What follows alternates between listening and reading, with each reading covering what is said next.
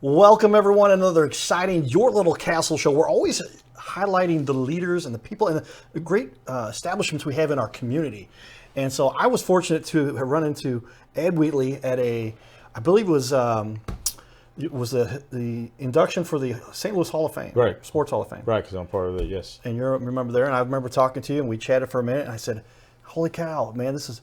And you are Ed's the president of the St. Louis Browns Historical Society. You can see that up there. I'm going to put his title on the screen for everybody to see that too. But Ed is just when you want to talk baseball, no one knows more. I believe you'll find in the Midwest, maybe there's some people in the country who've done some. Yeah, St. Louisans take pride in knowing baseball because we're such a great baseball town. So everybody's got stories, memories.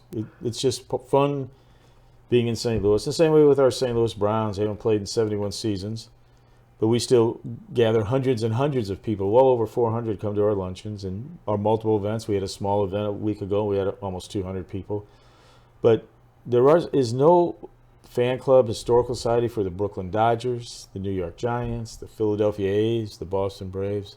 But yet we have all these events. We'll have in August once more our 6th annual Browns Night at the Gateway Grizzlies, where we'll dress them up in 1951 uniforms of the Browns. Wow. And we'll honor Ned Garver, who won 20 games that year for a team that lost 100, So he's our 6th bobblehead. We've gone from George Sisler to Roy Sievers to Don Larson to Satchel Paige to Marty Marion, the last manager of the Browns. Those are some names of some people who played for the Browns. Unbelievable. Satchel Paige. Didn't he pitch until his 70s, somebody said? What he did, he when he came to the Browns in 1951, he was in his mid to late 40s. You really never know how old Satchel truly really was. So he pitched for the Browns in the majors. He had been a part of Bill Veeck's 1948 World Series champion Indians. Okay. And when Veeck had to sell the Indians, he eventually comes to St. Louis. He's a perfect storm, buys the Browns because he thinks the Cardinals, their owners, going to jail or they're going to leave town. They were headed to Houston. So Satchel comes and signs with Veeck in July of 1951 when Veeck bought him from Bill DeWitt Sr. And he has a decent year, and he's in 52 and 53. He is an all-star for the Browns in the American League. And he left when they went to Baltimore. The Baltimore didn't bring him with them, so he was out of baseball.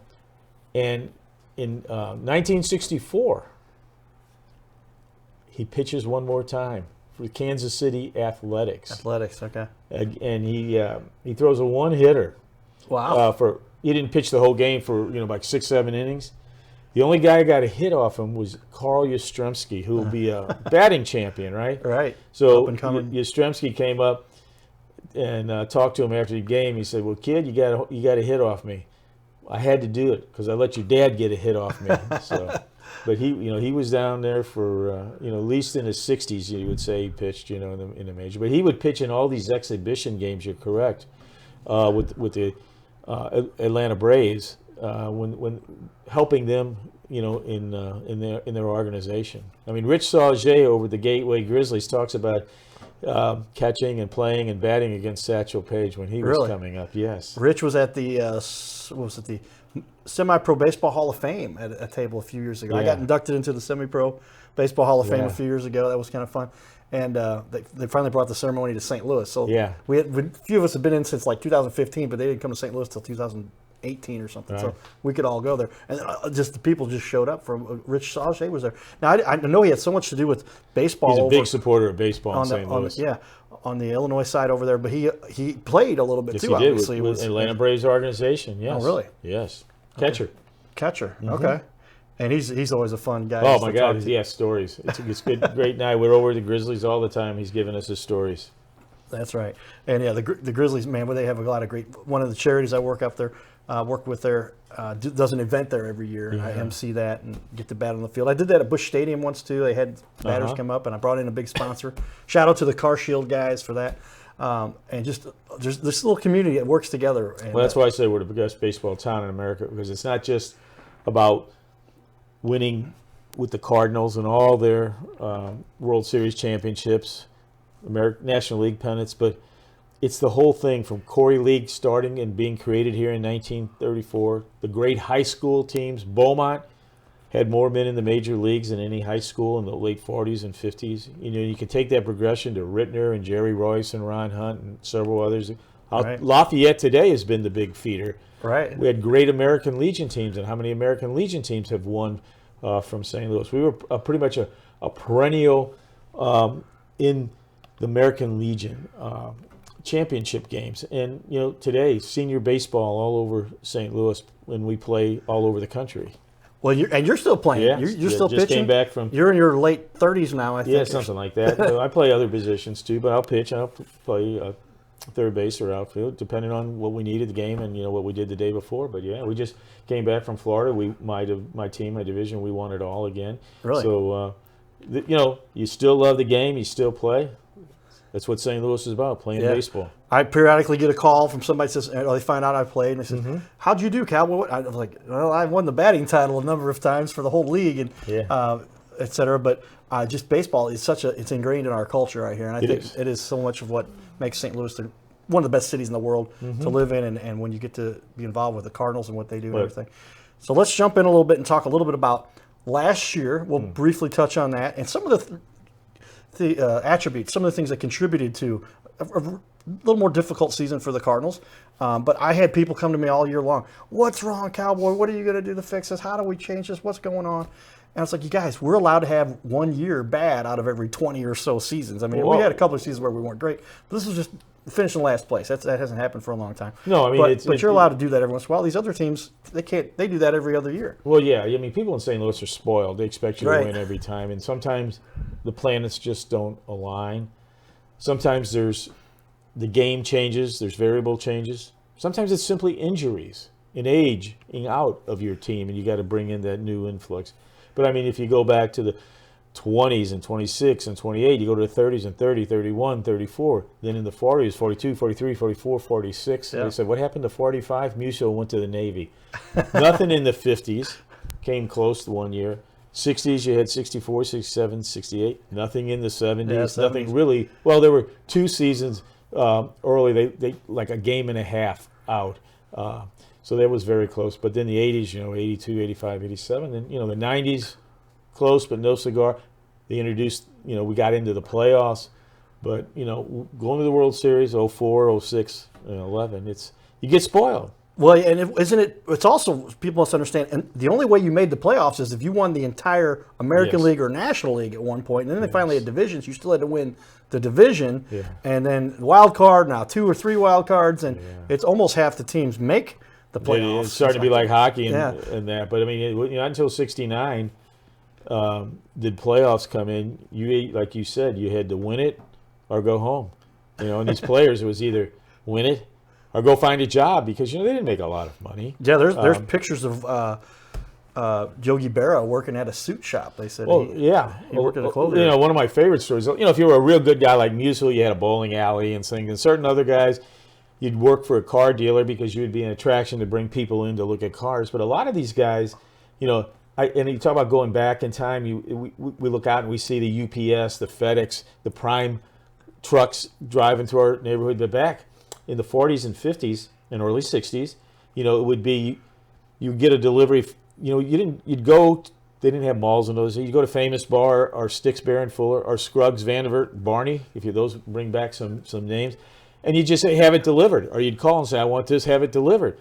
So those trucks filled up the subdivision, the city streets. And it was the time that after the season, if you didn't make the World Series, guess what? It's now coming into Christmas, the holiday season. A lot of ball players went and were truck drivers. And I remember Ian Slaughter talking to me about that. He says, yeah, I did that because I would ask him, what'd you do in the off season if you didn't make it? Because, it was either the season and that's it, the World Series. And, it wasn't this thing that lasts for another whole month. Can you imagine your doorbell rings, you go answer the door, and there's like a guy like Enos Slaughter delivering your packages, or some other good ball player. But, these guys were regular Joes. I had 5 of them live in my subdivision growing up.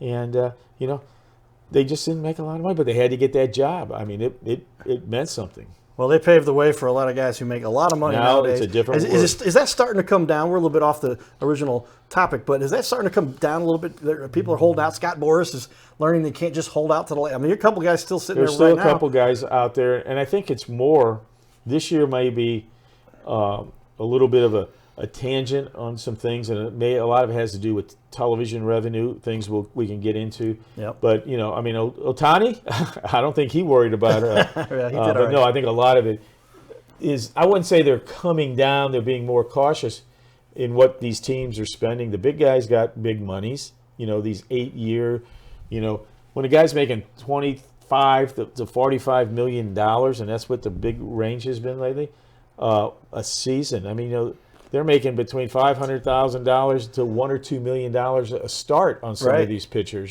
Some people calculate to the at bat or the pitch. Yeah, it's $8,000 a pitch. Yeah, and you think about the regular Joe sitting in the seats, thinking, what how much they make and how much they spent to get in and you buy refreshments, and this guy got $1 million to pitch today. Because a pitcher probably plays 20 or 30 games, and if he's getting like a Scherzer in these $43 million a year, right, and he's in 28 to 35 games, that's over $1 million to start. You're making $1 million to walk out on the mound. Yeah. Scherzer and I shared. I think we talked about this last time, but for those who missed it, we both had the same music teacher back in the day, because a lot of people don't know. Matt's from St. Louis. Yes, he did. Went to Mizzou, was a standout there, and then Parkway where he came. Parkway West, Central. Okay, and my Mrs. Holden Reed, wherever she's. I ran into her recently. She was my piano teacher. She was his music teacher, and so there's some connection there. I probably had some influence somehow through all of that. But there's a lot of good talent that comes out of St. Louis. We talked about it. It still continues to be. The team last year, one of the contributing factors we talked about a little bit about. Was for the first time you played everybody. Whereas predominantly you played your own division before that, and then you beat up with your own guys. But if you had a weak division, some people argue that benefited the Cardinals. But last year you played everybody equal amount of time. Tell me how that impacted the season and why that might have contributed some of the the Cardinals we're not used to dealing with. No, we aren't used to it. You go back to like 2000, and you had all these different teams in the Central that went through very weak spells. The Houston Astros, they were good in 2004 and 05, but then they kind of petered out those years, and some say, hey, they tanked, and then they built up with all their draft picks and all that, and are a dynasty to an extent right now, a little bit. So you had very weak years after those years of 04 and 05. When it was great rivalry between the Cardinals and the Astros. The Cubs, have always been down, and they did their upswing in 2016, and then they kind of dropped back down. So there was a weakness there. The Reds, the Pirates, have their moments, but it's not a consistent moment. Then they drop. So there's always the Central has had some weakness in it. And even though there's been a couple times in recent years where we had multiple Central teams in the playoffs, it was those other teams that these teams could build a lot of wins on. So then you're trying to go across the other two divisions in the National League. You got more wins because these other teams. And the Cardinals also had another really kind of nice situation in Kansas City. Kansas City, okay, they had a couple World Series, but before that, they had some tanking. But they were the designated interleague team for the Cardinals, and got some people say they got wins there. They weren't like the Mets having to play the Yankees or whatever. But that's not there anymore. You're playing everybody. It's pretty much an even schedule because everybody's going to play everybody, and the only thing you got is a benefit or a draw is somebody gets hurt on a team and that guy's not going to be playing in your series. But you're going to play every team just like everybody. It's not like we get to stay home and beat up on our division. Do you think the designated hitter had any impact? I mean, it's something we hadn't been used to playing, but a lot of people, we really benefited from that when we said, designated hitter, bring Albert Pujols back. Well, I mean, Albert was a tale of two, not a tale of two cities, but a tale of two seasons, basically, the first half and the second half of 2 years ago. I mean, we brought him back to be a DH, and he he'd sit here and tell you he didn't have a very good first several months of the year, but when he went to the All-Star game to get ready for the home run derby, he figured something out. Yes, and boy, did he figure out. And the thing people don't realize, what we saw, this is again being spoiled here in St. Louis, and used to this winning. No one in the entire history of Major League Baseball, I'm talking about Babe Ruth, Ty Cobb, Hank Aaron, Willie Mays, all the greats. No one statistically had a better first 11 years in their career than Albert Pujols. What we in St. Louis saw for those 11 years he was here, never ever saw again, before or after. I didn't realize that. Yes, I knew his stats were good.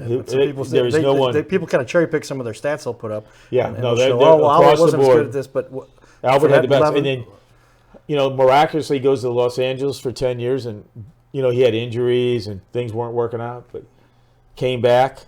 Things weren't working out initially, but what he found at that All-Star game prep, he gave us those last months like it was this first 11. Unbelievable. Yeah, that was exciting. And it seemed as though, the argument a lot of people make, well, they just dropped. It was like a $3 million contract, something pretty extensive. And I'm like, guys, I just noticed, because I track ticket prices as a Cardinal Cowboy to help and I noticed the average price went up like $37 for home opener. They made their money back that first game. Albert was back from that. What I would like to also mention, and tell me if this contributes at all, if you felt, that 2 years ago we had Molina and Pujols, real core seasoned athletes in the dugout. And then the reason last year we didn't have either one of those guys. And then this year they've said, all right, let's add some guys back with Carpenter and a couple other guys. When you're talking about experience, you're talking about players, young players willing to listen and become a mentee of these great Hall of Famers. Can you think about in 5 years? We go gaga when one Hall of Famer goes in. What will happen, and very well likely could happen, when Pujols and Molina go to Cooperstown together. Right. I mean, that just shows you kind of the dimension you're speaking of. But that was leadership. They were kind of, when Albert left, they made some moves right after him. My mind just went blank. From Houston, Lance Berkman they brought in, and he was this mentor for that 12 and 13 year and got him in the World Series. And Carlos Beltran then came. So they had that leadership. They really were a very, very, one of the youngest teams outside the pitching staff last year. And I think that has a lot to do with it. And then, there was a question, right, wrong, or it, and I think it was overblown about Contreras at catching, and, is that his position or not his position, or is he a DH?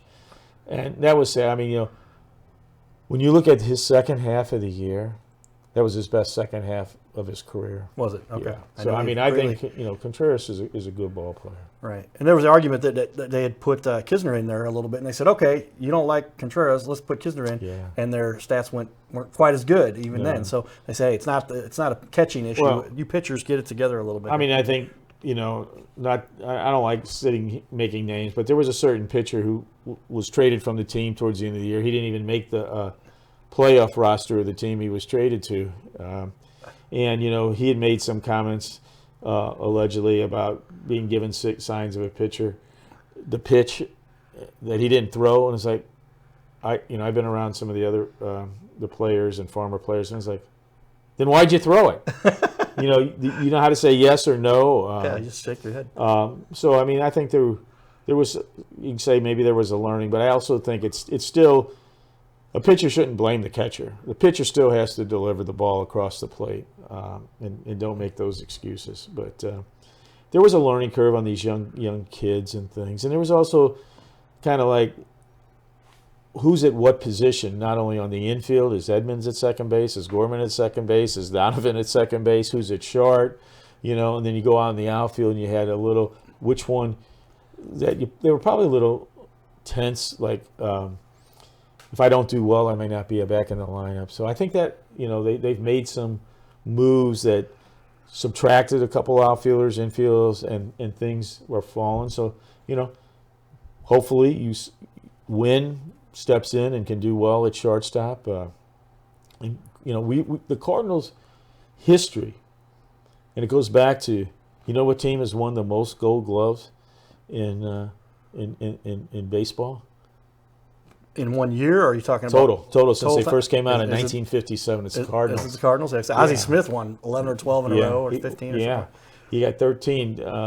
Okay. 2 of them in San Diego. But Nolan Arenado, until this year, this was the first time he didn't win a Gold Glove in his entire career. I'd seen But, that. Some people were a little bit frustrated. They in the year before, they had 6 guys get Gold Gloves. I mean, the Cardinals have always been the best team defensively in baseball. That's what they prided themselves on: speed and defense. The pitchers would love coming to St. Louis because of the defense. It makes them a better pitcher. Sure, yeah. And I think the defense fell apart last year. Was the DeYoung. We had many episodes of DeYoung is going to do this in and out. O'Neill in the outfield, in and out. Even though O'Neill had won a Gold Glove the one year, but that was a pandemic calculation. It wasn't shortened season. The shortened season, but the way they calculated it too. And I'm not saying he was not a good ball player, but I mean, they just needed to adapt. Walker had never played the outfield. He came up as a third baseman. Third baseman could play first base, and now all of a sudden in the middle, he's learning these stadiums and learning the travel of the ball and the backgrounds and where the sun is. So, and he had a good year, but he also had a lot of pressure, and to have the good year at the plate that he had. And the pressure of trying to learn a new position, that was a pretty good thing by what Walker did. Yeah, and that's why I say with a little more experience behind some of these guys now. Walker coming around with his second year, Gorman coming around now. One of the best hitting offensively last year. He did exceptional. And lots of people thought he should have made it. Did he make it as an all-star? He was just short. Yeah. And but you bring in, and now you've added Crawford recently, came across from the Giants. How he was released. I looked up his stats. He did have kind of an off year last year, but they didn't mess around. He had some injuries, but I mean, multiple times he was in the top 5 of MVP. He was a real key part of all those World Series and pennants that the Giants won. I mean, I think when we're speaking before of having a Pujols and Molina for their leadership and veteran presence in the clubhouse, and Lance Berkman and the others, Carlos Beltran.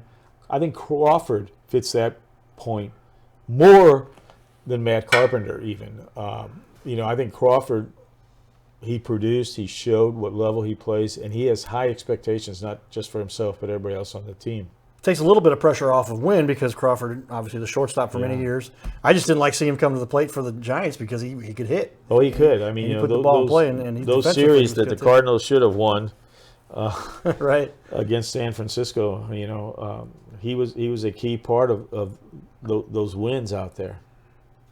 And so you, along those lines, you say Carpenter being added. Yeah, not an incredible year last year in San Diego, but they picked him up, and he does bring some leadership. And I think that was part of who was it that was making that case? I guess I think it was Arenado. Yeah, you just getting that veteran presence and leadership on some of these kids that have rocketed through the minors, and you just got to have some leadership there. And the same way out in the bullpen, have a leader kind of out there too, veteran. That these young guys, what do we got to do, and it's really about how you present yourself, how to take care of yourself, how do you prepare for a game, all these things. Those are lessons learned, and they're passed on from the veterans. So that sets us up for an exciting 2024. Yeah. They're quite a bit of an addition. Overall, I guess the biggest argument people made to me, and I saw this mentioned somewhere, the biggest change of any pitching staff in MLB this year. Is that true with the Cardinals with regard to the changes they made? I mean, just about top to bottom. You got Lance Lynn you've added now. You've got. I mean, they made some big changes. One can argue the Dodgers really made some big changes with Yamamoto and some of the other guys, because they actually lost or traded away some of their World Series pitchers and brought in some big ones. But I think the first thing I think you got to do is you look into this season here. look at the landscape of baseball and how the Cardinals are in it. You know, people are saying, why aren't you buying a big free agent? So you look at what they've done with what they had to do.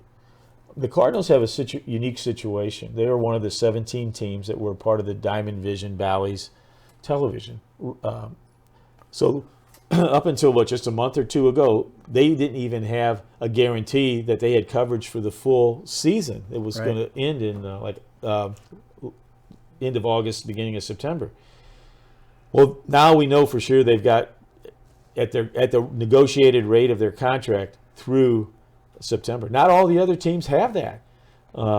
Many of the teams don't have what the Cardinals have. Now, the other teams, the 13 that aren't part of that 17, you know, like the Yankees, they have their own networks. This is not a discussion, but those 17 that were part of Diamond Vision / Bally's going bankrupt, they don't know what their revenue stream is. So the Cardinals know we got this much revenue through 2024 season. After that, we don't know what it is.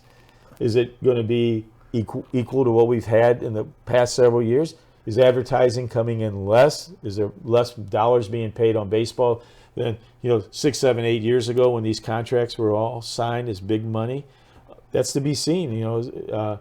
So they don't know how much revenue. And then on top of that, the Cardinals in St. Louis, and it's really a Missouri thing, are one of the few teams. The Royals are in this situation. The Blues are in a situation on the betting on baseball business. You go some of these stadiums right next to the ticket things. They got the betting windows, and that's a revenue stream that other teams are prophesizing. So here are two key pieces that the Cardinals don't have and don't know what the future. So how do you sign some of these contracts that have been signed in the offseason for 8 years? At $100 million plus or more, it's an unknown. So they had to, they can't. Why don't you sign Montgomery? Why don't you go sign Ohtani? They got to look at their future. The one thing the Cardinals have is the great St. Louis Cardinal fans that fill up that stadium and bring that other cities don't have that revenue. Yeah, a lot of revenue by ticket sales. Yeah, so we have that, but I mean, it's like, how do you commit to somebody who wants a contract of 5, 6, 7, 8 years? And you don't know what your revenue stream is beyond this season. So what they did was they put together to fill the holes of leadership, innings. That's what Lance Lynn, Kyle Gibson bring. You hope Michaelis comes back to his old farm. You hope Matt stays healthy and things. They've got young, good pitching coming up. You don't want to rush them up, and I think that's been a thing too that's happened, rushing them up. All right, everybody. We just covered our first half hour. I just decided we're going to do another half hour if that's all right with you. That's fine. It's great to get Ed in studio here to talk about this, but stay tuned for more. We're going to get into some great topics, including this year's team, the revenue, the lineup, and where we expect the Cardinals to finish. Giddy up, everybody.